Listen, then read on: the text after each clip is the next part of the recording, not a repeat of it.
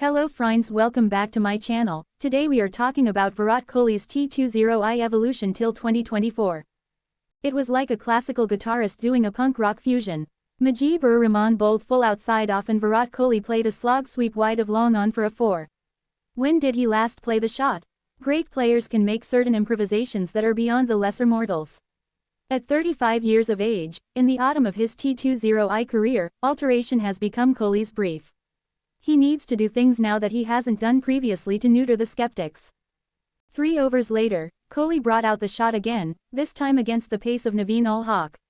The result was another boundary passed wide long on. It was remiss of the Holkar Stadium DJ not to play It's Now or Never, for that was liberation from Elvis. Out there in the middle, Kohli was in a liberal hitting form. He raced to 29 off 15 balls, boasting a strike rate of 182. At the other end, Yashasvi Jaiswal was going at a strike rate of 200 plus. And yet, he was a sideshow.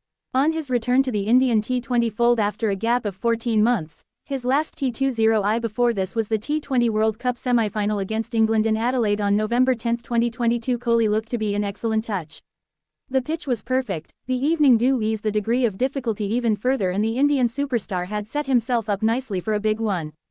From that perspective, Kohli's dismissal was an anticlimax and he would be disappointed with the manner of it.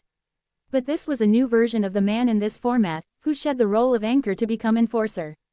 This is exactly what the selectors and the team management want him to be, with an eye on the T20 World Cup in the United States and the Caribbean later this year. The second T20I against Afghanistan at Indore provided ample indication that Kohli was ready to adapt. Belatedly, India have changed their batting template in white ball cricket.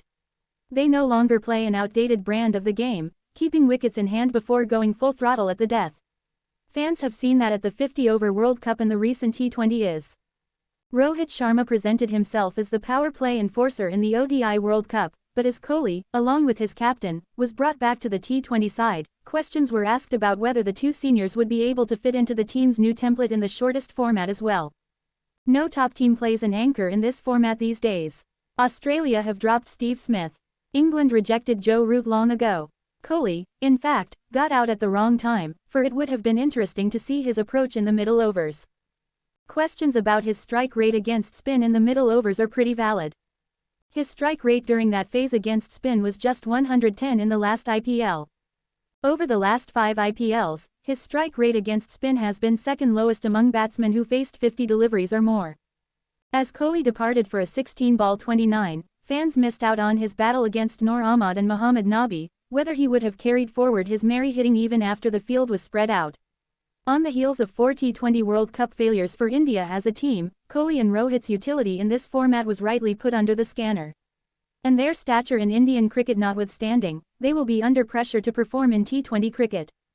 A player of Shubman Gill's hitting range had to be dropped in the second T20I. Ishan Kishan, a gun player in white ball cricket, was left out of the T20 squad for reasons not related to cricket.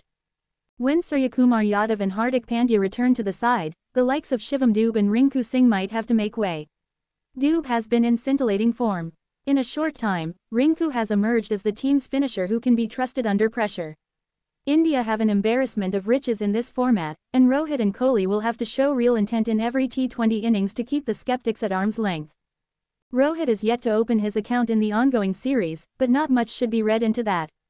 In the first game, he fell prey to Gill's ball watching, while on Sunday, he missed a pull. The intent was there for everyone to see.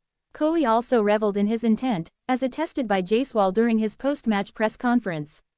Going ahead, against tougher opponents at the T20 World Cup, this has to be the norm, for reverse gear no longer remains an option. Thanks for watching guys, please subscribe and like the channel.